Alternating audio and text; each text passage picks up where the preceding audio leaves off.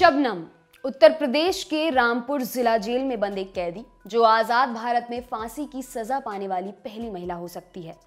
उत्तर प्रदेश के राज्यपाल और देश के राष्ट्रपति दोनों ने ही उसकी दया याचिका खारिज कर दी है। अब जेल प्रशासन ने फांसी की तैयारियां शुरू कर दी हैं। शबनम ने अपने प्रेमी सलीम के साथ मिलकर अपने ही परिवार के 7 लोगों की हत्या कर दी थी। घटना 14 अप्रैल 2008 को हुई थी। रामपुर जिला जेल के जेलर राकेश कुमार वर्मा ने इंडिया टुडे से कहा, उसकी दया याचिका राष्ट्रपति ने खारिज कर दी है। हमने अमरोहा जिला प्रशासन से उसके डेथ वारंट के लिए बात की है। वारंट मिलते ही उसे मथुरा जिला जेल भेजा जाएगा क्योंकि औरतों को फांसी देने की व्यवस्था वहीं पर है।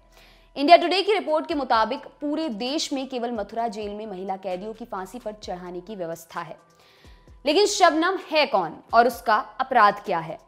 अमरोहा जिले के बावनखेड़ी गांव की रहने वाली शबनम 2 विषयों में एमए है।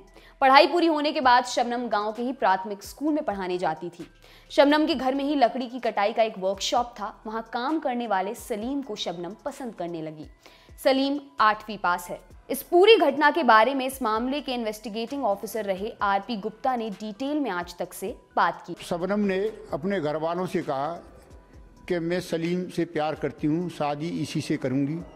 तो इसके पिता शौकत ने स्पष्ट शब्दों में मना कर दिया कि हमारा स्टेटस जो है सलीम के स्टेटस से काफ़ी अच्छा है, इसमें हमारी बदनामी होगी और हम तुम्हारी शादी किसी कीमत पर उसके साथ नहीं करेंगे। इस पर वो काफ़ी परेशान रही शबनम। फिर उसने एक योजना बनाई सलीम से मिलके कि घर वाले किसी कीमत पर शादी के लिए राज़ी नहीं हो रहे हैं, तो ऐसा किया जाए कि इस घर वालों को सबको ख़त्म कर दिया जाए, जिससे हम तुम दोनों पूरी प्रॉपर्टी के मालिक बन जाएंगे और ज़िंदगी ऐश करेंगे। और मेडिकल स्टोर से 10 गोली बायपोज की लेकर के और उसको शबनम को दे दिए। रात को शबनम ने दूध में डाल करके उसने पूरे परिवार को पिला दिया, दूध में पिला दिया नशीली गोलियां। लेकिन उसका जो भतीजा था अर्श 11 महीने का, उसको नहीं पिलाया।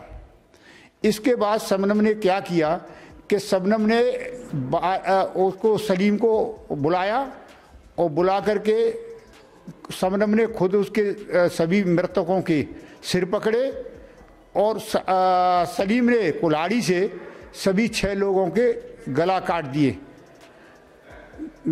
दिए और अर्श का गला दबा करके 7 लोगों की हत्या करके सलीम और शबनम पहले ट्यूबवेल पर गए, हाथ पैर धोए। इसके बाद सलीम अपने घर चला गया। शबनम जो है वो अंदर आकर के उसने 12:30 बजे के करीब चिल्लाई ऊपर से। बच्चा जो है वो जिंदा बच गया था। तो शबनम ने फिर सलीम को कॉल किया कि ये जिंदा रह गया है, तुम दोबारा से आओ। सलीम ने मना कर दी कि मैं नहीं आऊँगा। तो शबनम ने उस 11 महीने के बच्चे को अपने हाथों से गला दबा करके मार दिया। शबनम पर कैसे हुआ पुलिस को शक? आरपी गुप्ता ने बताया कि शुरुआत में शबनम पीड़ित लग रही थी, वो बहुत रो रही थी। ऐसे में पुलिस की हिम्मत नहीं हो रही थी कि उस पर दबाव डालकर उससे कुछ पूछा जाए। शबनम ने अपने चचेरे भाइयों पर घटना को अंजाम देने का आरोप लगाया। उसने कहा कि उसके और उसके चाचा के परिवार के बीच प्रॉपर्टी को लेकर विवाद चल रहा था, इसलिए उन लोगों ने ऐसा किया। बेसिक पूछताछ के तहत आरपी गुप्ता ने शबनम से कुछ सवाल पूछे, जिनके जवाब के आधार पर उन्हें शक हुआ कि शबनम इस घटना में इन्वॉल्व हो सकती है।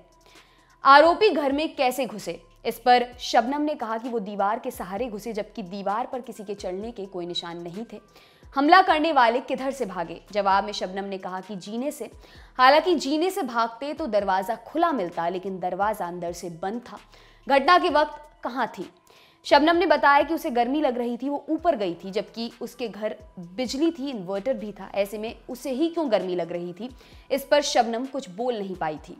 रात का वक्त था जब घर वाले अपने अपने कमरों में थे। उनके शरीर चादर से ढके हुए थे। ऐसे में उसे कैसे पता चला कि उन्हें मार दिया गया है? इस पर शबनम ने कहा कि उसने सबकी चादर हटाकर देखी थी, जबकि इस बात का कोई तुक नहीं बनता। जब आपको घटना का कुछ पता नहीं था तो आप घर वालों की चादर उठाकर क्यों देखोगे? आरपी गुप्ता ने बताया कि इस दौरान यूपी की मुख्यमंत्री मायावती भी शबनम से मिलने पहुंची थी। वो मुआवजे के तौर पर 5 लाख शबनम को देना चाहती थी, लेकिन शक के आधार पर उन्होंने ही रुपए देने से उन्हें रोका था।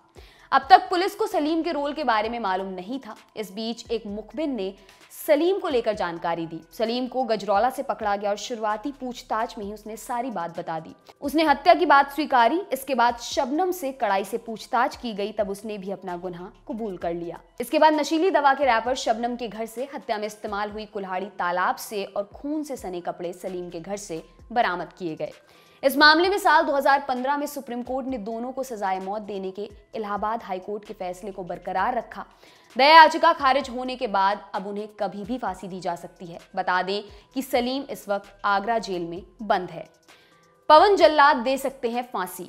मेरठ के पवन जल्लाद, जिन्होंने निर्भया के दोषियों को फांसी पर लटकाया था, शबनम को भी फांसी पर वही लटका सकते हैं। पवन जल्लाद ने मथुरा जेल पहुंचकर तैयारियों का जायजा लिया। उन्होंने कहा, उसने अपने प्रेमी के साथ मिलकर अपने परिवार वालों को मार डाला। उन्हें फांसी मिलनी चाहिए। मैं ट्रायल करूंगा, रस्सी की जांच करूंगा और देखूंगा कि बोर्ड पूरी तरह तैयार है कि नहीं।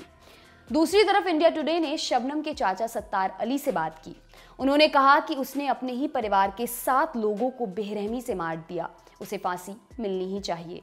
आपके लिए खबर लिखी है हमारी साथी कुसुम ने। मेरा नाम है दिव्यांशी। देखते रहिए दी लल्लन टॉप। शुक्रिया।